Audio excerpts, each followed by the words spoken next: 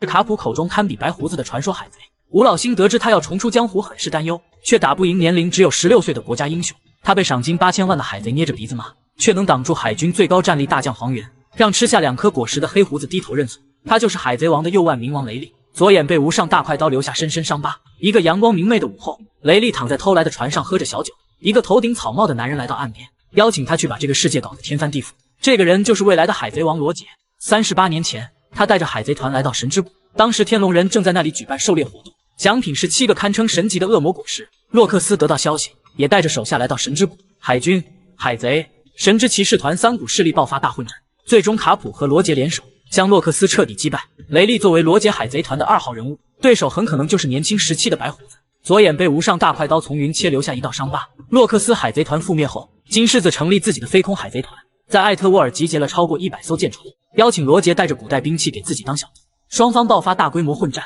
就在罗杰海贼团即将战败之际，爆发了一场大海啸，金狮子的飞空海贼团被大海吞没，雷利也沉入大海之中，被渔人小巴救回一条命。26年前的某座无名小岛，罗杰海贼团刚刚击溃一群海军，就遇到如日中天的白胡子海贼团。双方爆发大规模混战，足足打了3天3夜。年少轻狂的马尔科飞过来就是一脚，被雷利用1根手指挡下。这大概就是王之副手与黄之副手的差距吧。2年前11位超新星齐聚香波地群岛，路飞成为那个最会惹事的人，一拳打飞天龙人查尔罗斯圣，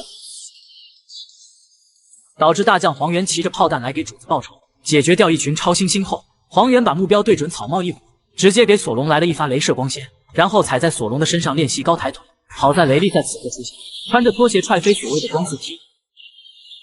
见到对手是前海贼王的副船长，黄猿也不敢轻敌，拿出天丛云剑进行战斗，脸颊还是被划出一道口子。上了年纪的雷利也是累得气喘吁吁。就在此时，大雄突然来到2人中，表明自己是革命军，会救走草帽一虎。虽然上了年纪，战斗力有所下降，雷利依旧有抗衡海军大将的战斗力。见证白胡子在马林范多丧命，以及路飞被海军大将按在地上摩擦，雷利准备重新出山，帮助会继承罗杰的草帽小子，和慎平一起陪同路飞重回马林范多，向同伴传达集结时间由3天赶为2年。吴老星得知雷利出现，也产生了一丝危机，担忧这个传说级海贼会重新出山。在雷利的教导下，路飞成功掌握了3种霸气，还顺带开发出了橡胶果实4档。本想着在师傅面前秀一波，却惨遭一拳头打飞。能玩虐开启4档的路飞，雷利再一次证明有大将实力。世界会议召开期间，利库王等人提出废除七武海，失去合法身份的保护。九蛇岛被海军团团包围，黑胡子也带着2个小弟赶来，目标是抢夺甜甜果实。趁着汉库克攻击克比之时，蒂奇用暗暗果实抓住其脖颈，一边是2个战力不错的小弟，一边是梦寐以求的恶魔果实。就在黑胡子左右为难时，冥王雷利释放着霸王色登场，他让汉库克解除石化，自己会保证海贼和海军离开。一向傲慢的黑胡子也不敢继续造次，但凡他有信心打败雷利，也不会带着小弟乖乖离开。事后雷利强调自己上了年纪，很难打赢现在的黑胡子，话外之意就是在说自己年轻时也有超4皇战力。不过那时的雷利居然打不过一个16岁的少年，就是被称为国家英雄的巴雷特，曾经也是罗杰船上的成员，每次挑战罗杰都以失败告终，却能与当时的雷利多次打成平手。从海军让卡普和战国一起出动屠魔令砍，当年的巴雷特的确与雷利有相同实力，被誉为世界第1大剑豪，却砍不死赏金1500万的海贼，也打不过赏金8100万的最弱七武海。他身后背着无上大快刀，却总是用胸前的小刀虐菜，还藏着一把菜刀，用来泡徒弟的老婆佩罗娜。这一点非常像冥王雷利，把徒弟的老婆汉库克搂在怀里。他就是鹰眼乔拉克尔米霍克，当年在海上餐厅追杀东海的霸主克里克。不知天高地厚的索隆站出来挑战，鹰眼拿出十字架嘲讽道：“没有比这再小的刀了。”将索隆按在地上狠狠摩擦了一顿。见到索隆宁可丧命也不退缩的气魄，才拿出黑刀叶将索隆彻底击败，并激励索隆会在最强的位置等他。路飞的赏金涨到3000万贝利，鹰眼拿着悬赏令去找香克斯，吓得红发海贼团的成员惊慌失措。香克斯也是黑着脸，表情严肃，还强调没有心情与鹰眼决斗。鹰眼却直接来了一句：“不会与断臂的残废人战斗。”难道是在强调自己比4皇香克斯更强吗？顶上战争刚刚开始，鹰眼主动攻击世界最男人白胡子，黄猿和赤犬也感到非常惊讶，不敢相信让人畏惧的鹰眼会如此主动。鹰眼并不是想战胜白胡子，只是想测试自己与对方的差距。黑刀叶挥出的蓝色斩击被乔兹挡下，他也只能乖乖放弃攻击，算是认定世界最强剑豪还比不过世界最强男人。见到路飞空降马林范多，鹰眼决定不给香克斯面子，提着无上大快刀叶追杀路飞，他想要看看路飞到底能走多远。陷入绝境的路飞抓住巴基当武器，朝着鹰眼就扔了过去。巴基也是非常给力，任由鹰眼砍伤1万刀，也是毫发无伤。回头还不忘扔出一颗巴基弹，完全没把所谓的最强剑豪当回事，没能斩杀赏金1500万的巴基，只能说最强斩击也不如霸王色运气。盛平本想着站出来保护路飞，结果连鹰眼的一招都没能挡住，被打飞出去，跌入大海之中。同样是七武海，差距还真是有点大。达兹波尼斯也想给路飞帮帮场子，也是没扛住鹰眼的一刀战败，还得是克洛克达尔亲自出手，拿着8100万的赏金将鹰眼挡下，直接来了一句：“老子现在很烦，你最好给我小心点。”鹰眼也是很给面子，给了老沙一个面子，直接放弃追杀路飞。在世界会议上，七武海制度被废除，海军立马出动逮捕他们，鹰眼也不得不离开驻地。此时老沙打来电话，提议二人联手组建十字工会，却在找巴基要债的时候，莫名其妙帮助巴基当上四皇。鹰眼的赏金涨到36亿9千万贝里，超越刚刚登基四皇的路飞。难道还不能证明鹰眼拥有四皇级别的战斗力吗？随着萨坦圣召唤其他4位五老星，弹头岛即将迎来最后的10分钟，来预测一波草帽团的赏金变化吧。乔巴的赏金不变，依旧是1000贝利，他在弹头岛基本没有战斗，露脸的机会也比较少。海军不给草帽团的宠物提升赏金也很合理，娜美的赏金提升2000万，来到3亿8万6千万贝利。他和乔巴一样，在这个篇章的存在感非常低，除非在最后10分钟能对抗五老星，否则赏金的变化不会太大。布鲁克没有开启大号，一直在划水，也没有太亮眼的战斗。不过五老星正在找贝加庞克留下的信号发射器，从蛋糕岛篇章开始，布鲁克都在扮演骑兵的角色，说不定他会保护发射器的安全。赏金大涨2亿，达到5亿8300万。弗兰奇的表现很中规中矩，没有对抗强者，也没有起到决定性作用。赏金最多会增加2000万贝利，达到4亿1400万。照片或许能换一张。罗宾在弹头岛的表现有点拉垮，对战炽天使过后一直是重伤阶段。之前他的赏金是9亿3千万贝利，相比战斗力略微有点虚高。不过罗宾拥有解读古代文字的能力，赏金也会象征性的涨2000万吧。乌索普在和之国的表现很一般，赏金居然能涨到5亿贝利。抵达弹头岛虽然没有对战很强的敌人，却迎来了巨人族的师傅，说不定在其他五老星抵达之后，陷入绝境的草帽团会依靠他逃走。乌索普也将成为最大的赢家，赏金暴涨3亿，达到8亿贝利。当前盛平也处在划水阶段，没有对战强大的敌人，参与感非常低，赏金的增长必然不会太高，象征性的涨2000万，达到10亿2千万贝利。山治在弹头岛可谓打了一场翻身仗，单挑炽天使盛平轻轻松松搞定，对战大将黄猿能挡住镭射光线，战斗力妥妥的又提升一个档次。他的赏金很可能会大涨到13亿1千万，达到之前奎因的水准。索隆击败了果实觉醒的卡库，也联手卡库打败了炽天使鹰眼，不过在对抗陆奇时一直处于下风，还被调侃拖同伴的后腿。弹头岛的剧情还剩下10分钟，不支持路飞击败觉醒状态下的陆奇，赏金的增长不会太高，达到13亿贝利，再次比山治低1000万。路飞的赏金绝对会大涨，全世界都知道他绑架了贝加庞克，弹头岛的罪行也会算在他的头上。而且路飞还击败了大将黄猿，把萨坦圣也狠狠暴揍了一顿，他的赏金很可能会涨到38亿贝利，超越鹰眼，仅次于目前的黑胡子。口气看完冥王雷利的7场战斗，第一场对抗白胡子海贼团，双方的战斗持续3天3夜。当时的小马哥略微有点年少轻狂，朝着雷利飞过来就是一脚，被雷利用一个手指头挡下，这大概就是王父与皇父的差距吧。第二场霸王色霸气秒杀天龙人，输完前的雷利本想着当奴隶打劫买主，路飞一拳打飞天龙人，让他的计划彻底失败。雷利不得不穿着拖鞋走了出来，见到救命恩人小巴重伤倒地，释放霸王色霸气震晕所有天龙人。第三场对战海军大将黄猿，为了剿灭草帽团，黄猿踩着索隆联系高抬腿，好在雷利及时出现，一脚踹飞黄猿的攻击。强调自己好久没使用过剑，还能给黄猿脸颊留下一道伤疤，两人的实力也在伯仲之间。直到暴君熊登场拍飞草帽团全员，雷利与黄猿的战斗也未分出胜负。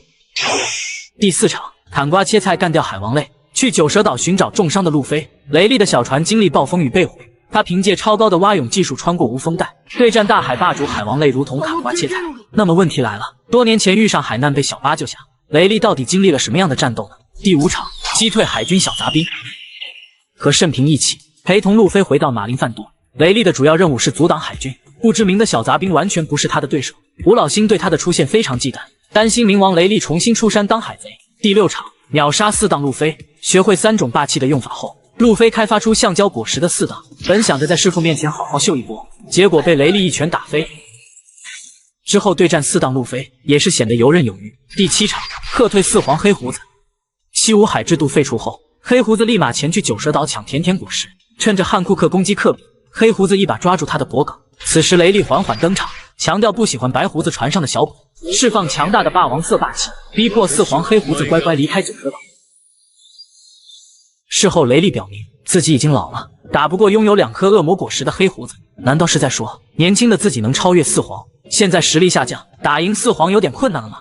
恩典已登场的6个病毒系恶魔果实，其中2颗让能力者具备大将战力，还有1颗果实完虐过3位海上皇帝。从名字来看，毒 Q 所吃的病果实就是利用病毒攻击，在圣者岛攻击红心海贼团。毒 Q 利用病毒将罗变成大美女，而且它释放的病毒具有传播能力，接触罗的人也会变成女性。病果实还有其他什么能力暂且不清楚，可以说那是一个废柴果实。只要武装色霸气足够强大，就能驱散病毒，恢复到原本的模样。凯撒吃了自然系瓦斯果实，能从身体的任何部位释放瓦斯，也会利用瓦斯附带的毒性攻击，让敌人出现头痛眩晕的感觉。不过瓦斯的毒性比较低，只要能憋住气或者将瓦斯吹走，凯撒制造出来的剧毒瓦斯所能产生的攻击效果就几乎为零。而且凯撒一直专心搞科技研究，对瓦斯果实的开发也非常差。麦哲伦的毒果实绝对是最强的病毒果实，它释放的毒气能剥夺对手五感，甚至还有很强的腐蚀作用。在推进成狭小的空间内，毒果实的攻击力会成倍增加。麦哲伦也被认为是海底监狱最强的男人。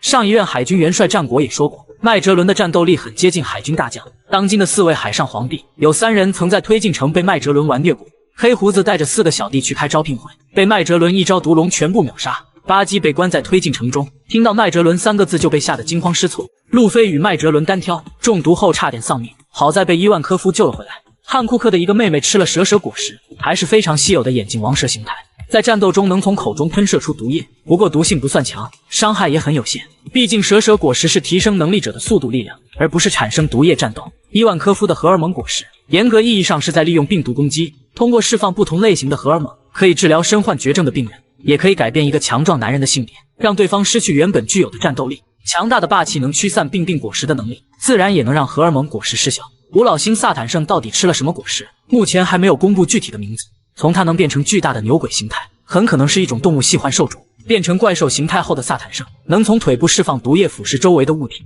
因为萨坦圣也是一名科学家，还不确定释放毒液是来自果实能力。不过萨坦圣的整体战斗力绝对在大将之上，很可能拥有4皇级战力。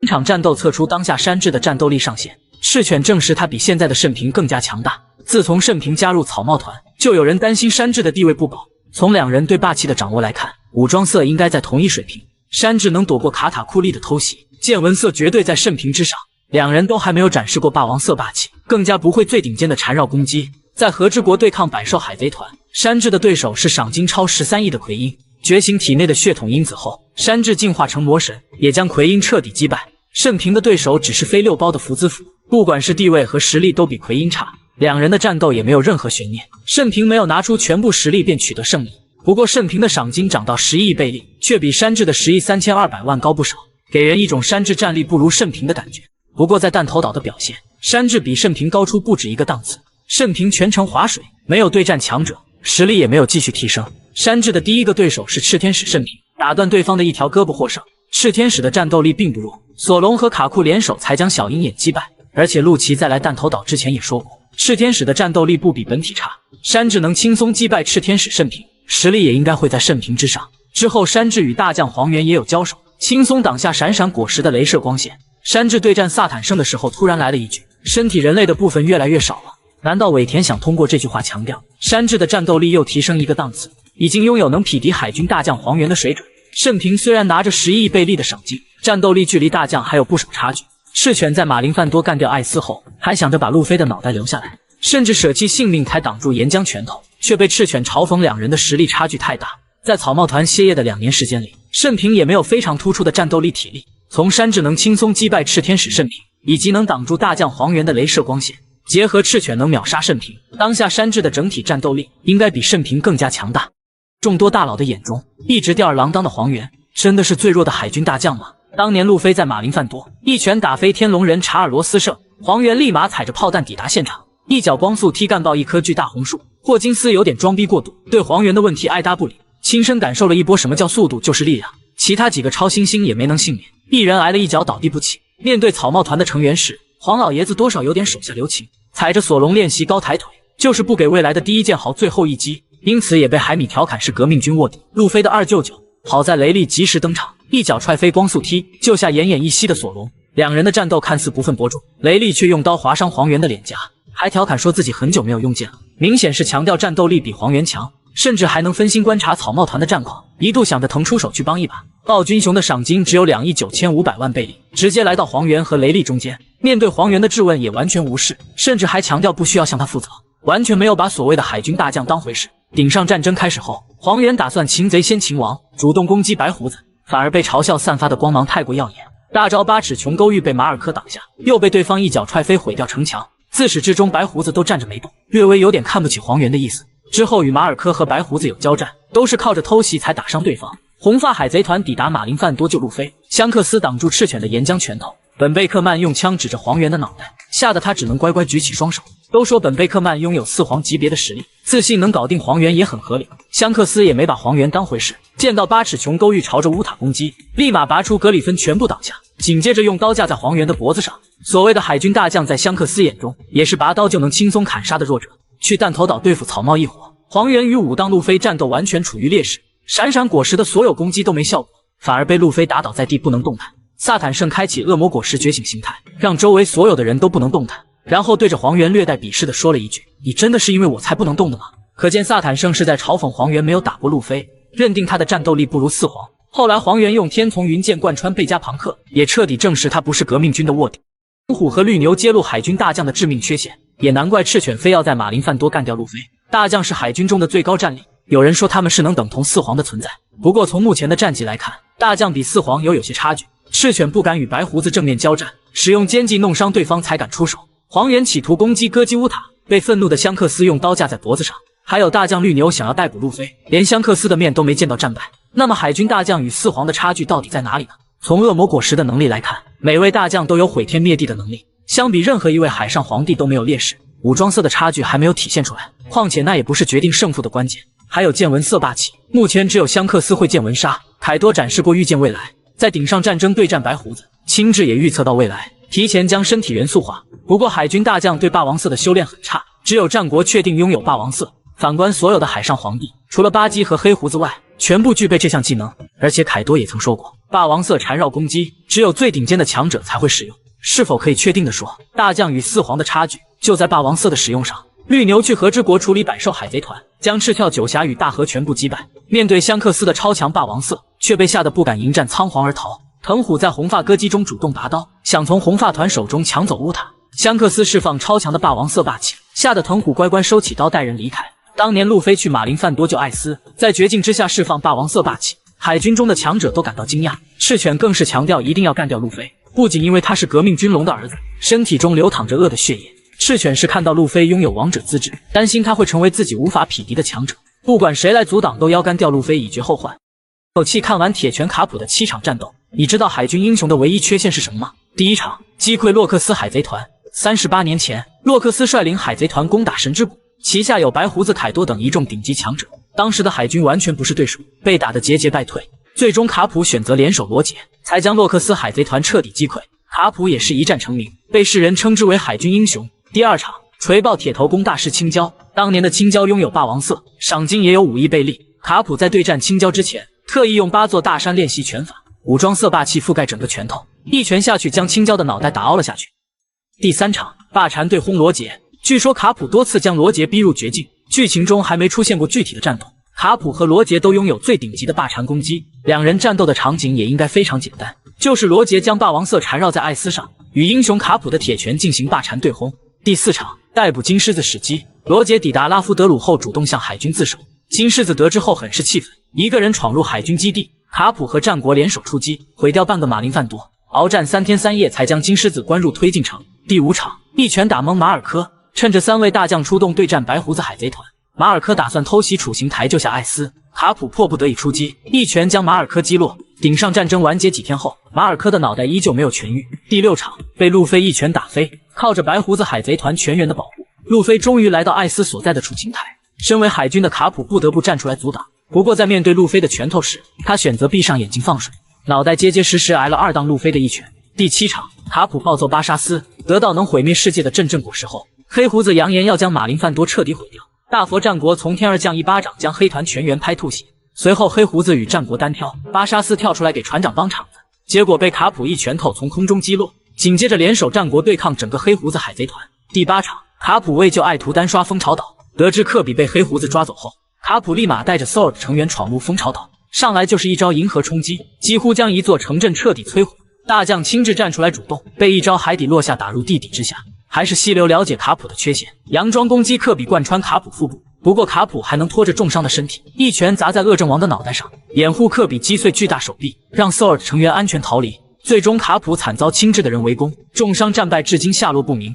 索隆已经学会霸王色缠绕攻击，将会用3代鬼彻换来无上大快刀。海贼王最新一期1110话的劲爆剧情，并不是吴老星抵达弹头岛全员展示出怪物形态，而是索隆仅仅用了一招就打败了陆奇，紧接着又把目光对准了内斯兽狼圣，就是吴老心中戴着眼镜的光头剑士。因此也产生了2个问题：索隆用了什么方式击败陆奇，以及他又要对吴老星内斯兽狼圣做什么？回顾索隆出海以来的战斗，每击败一位强者都会提升实力。对战吃了斩斩果实的达兹波尼斯，掌握了斩断钢铁的力量；去司法岛救罗宾，与 CP9 的卡库交手，学会了鬼泣9刀流；去鬼岛对战百兽海贼团，觉醒霸王色征服炎魔，击败炎灾镜；在弹头岛对战 CP0 的陆奇，是动物系猫猫果实豹形态觉醒者，整体实力并不比赏金13亿9千万的炎灾镜弱，而且还嘲讽索隆实力太弱，拖累草帽一伙逃走的节奏。索隆能一招干掉陆奇，应该是被逼入绝境，掌握了新的技能。刚在和之国觉醒霸王色，难道已经学会最顶尖的缠绕攻击了吗？索隆将对内斯兽狼圣干什么？其实也非常好推测，对方是一名实力强悍的剑士，手中还拿着妖刀初代鬼彻。索隆应该是想着击败内斯兽狼圣，然后拿走那把无上大快刀。自从索隆获取妖刀研磨后，就有海米嫌弃3代鬼彻的品阶低，本想着能得到2代鬼彻作为替代品，结果被小菊归还给了飞彻。现在遇到初代鬼彻，还是一把无上大快刀，索隆必然不会放过。不过当下草帽团的任务是逃走，不可能与吴老星全面开战。即便索隆与内斯兽狼圣交手，能不能将对方击败还很难说。不过索隆已经盯上了内斯兽狼圣，得到初代鬼彻还会遥远吗？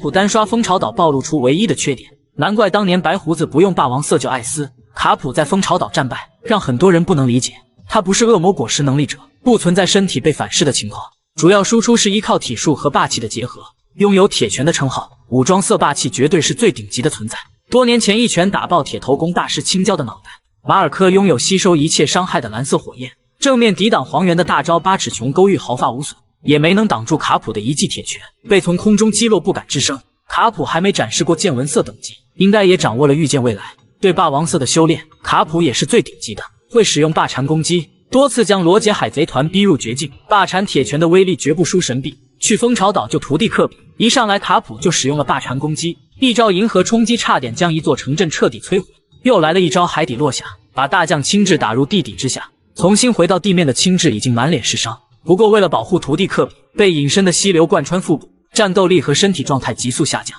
才导致他被众人围攻战败。也有不少海迷感到疑惑，卡普知道溪流偷袭科比的目标是自己，为何不用霸王色缠绕攻击打溪流，反而是用身体来阻挡呢？不管是路飞与凯多的霸禅攻击碰撞，还是当年罗杰与白胡子的霸王色攻击对轰，巨大的威力都会对周围的人造成伤害。卡普之所以用身体挡住溪流的剑，就是害怕霸禅攻击的破坏力会打伤科比，这或许就是卡普的唯一缺陷，担心同伴的安危，不能用全部的力量战斗。就像当年白胡子在马林贩毒没有用霸王色救艾斯一样，他担心强大的攻击震晕实力弱的同伴，即便能救下艾斯，也会牺牲很多伙伴的性命。白胡子把这些人当作家人，自然不会为了艾斯牺牲他们。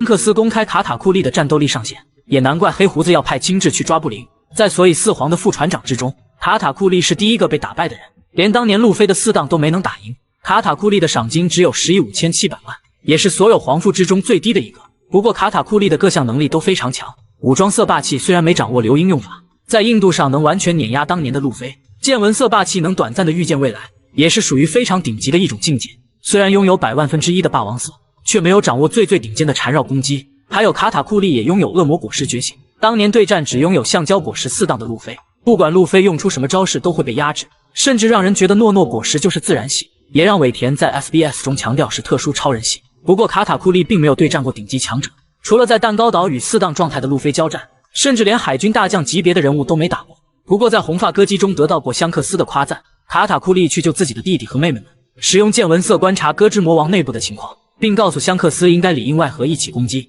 香克斯调侃说，不只有你能预见未来，也是认可他的见闻色等级非常高，同时还强调卡塔库利能参与这场战斗，真是帮了红发海贼团一个很大的忙。很显然是认可卡塔库利的实力很强。黑胡子要抓布林回来解读古代文字，特意派遣狙击手范奥卡和大将青雉。当时大妈带着半个海贼团去和之国，只有卡塔库利和克利架留守蛋糕岛。黑胡子之所以让大将青雉亲自出动，也是非常认可卡塔库利的实力很强，只有大将级别的亲自出马才能搞定。难道说卡塔库利真的有大将级实力，只是太早遇到路飞了才被击败的吗？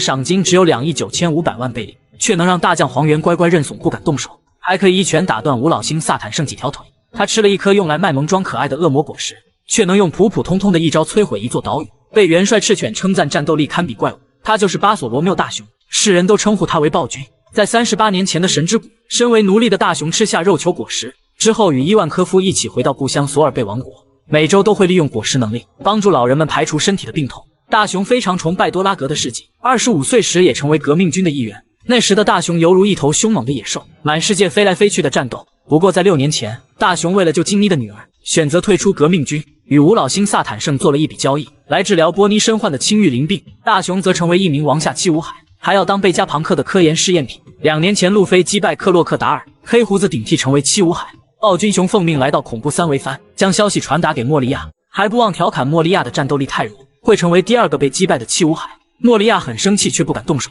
只是强调暴君雄的能力很特别。路飞击败莫利亚之后，海军命令暴君雄抹除草帽一伙，索隆挥出的斩击被全部弹开，还差点丧命压力炮之下，最终耗尽所有体力才放弃战斗，恳求用自己的命来保护船长，也是认定暴君雄是他无法战胜的强者。见到暴君雄空手回到马林范多，元帅战国非常不满意，强调暴君雄的战斗力很强，不可能让草帽团一伙逃走了。路飞在香波地群岛再次惹事，一拳揍飞查尔罗斯胜，大将黄猿立马踩着炮弹抵达事发地点。冥王雷利现身救下索隆，与黄猿打得不可开交。暴君雄直接瞬移到2人中间，向冥王雷利表明身份，保证会安全救走草帽一伙，也是认定自己的实力不输他们。黄猿只是询问暴君雄想干什么，却不敢直接动手干预，结果被暴君雄回怼了一句：没有义务对你做任何交代，完全没有把所谓的海军大将放在眼里。顶上战争完结后，暴君雄彻底失去意识，沦为奴隶，被萨博和军队长们救走后，却再次飞回到圣地玛丽乔亚。赤犬得知后居然亲自出马阻拦，上来就使用了大招鸣狗，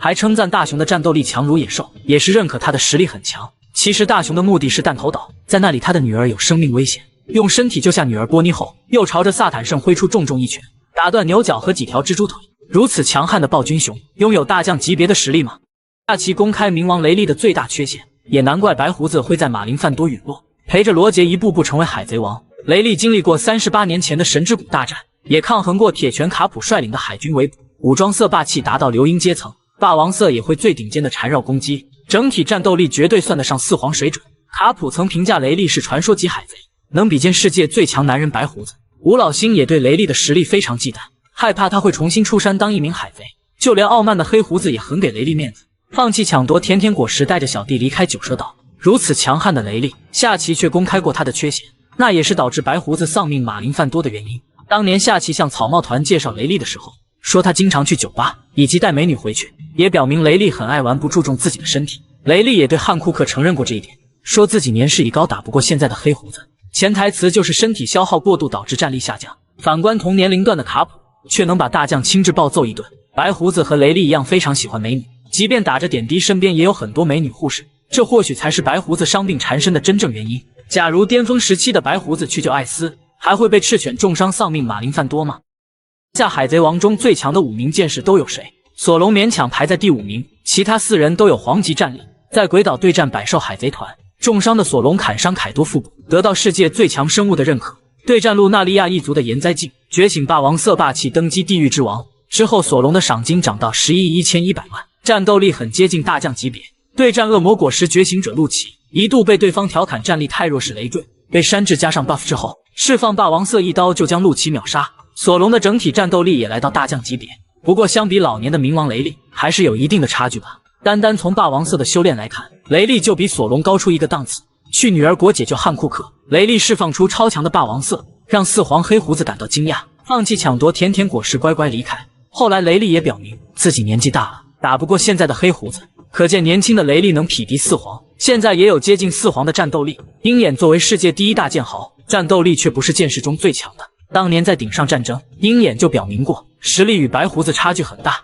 虽然说鹰眼与香克斯有过决斗，结果是打成平手，不分胜负。当年的香克斯还没当上4皇，战斗力也不是最巅峰状态。海军却非常认可鹰眼的战斗力，强调他的剑术在香克斯之上，给出了35亿9千万的赏金，认可他具备4皇级别的实力。吴老心中的光头剑士叫奈斯受狼圣，目前他正在弹头岛对战和平组织。从战斗画面可以确定，他手中的佩刀是一把黑刀，斩杀敌人会出现冰封效果，应该就是妖刀初代鬼彻。内斯受狼圣还是动物系觉醒者，拥有霸王色霸气，他的战斗力应该能匹敌萨坦圣，绝对能达到4皇级别。而且内斯受狼圣还没展示全部实力，说不定比鹰眼更强。白胡子去马林饭多久，艾斯丢掉性命，凯多和大妈在和之国被路飞等人打败。香克斯毫无争议是当今的最强4皇，他的霸王色能造成物理伤害，拥有让敌人见闻色失效的见闻杀，还具备不输光速的瞬间移动能力。吃下2颗果实的黑胡子应该也不是他的对手。靠着剑术结合霸气输出的香克斯，绝对是当今战斗力最强的剑士。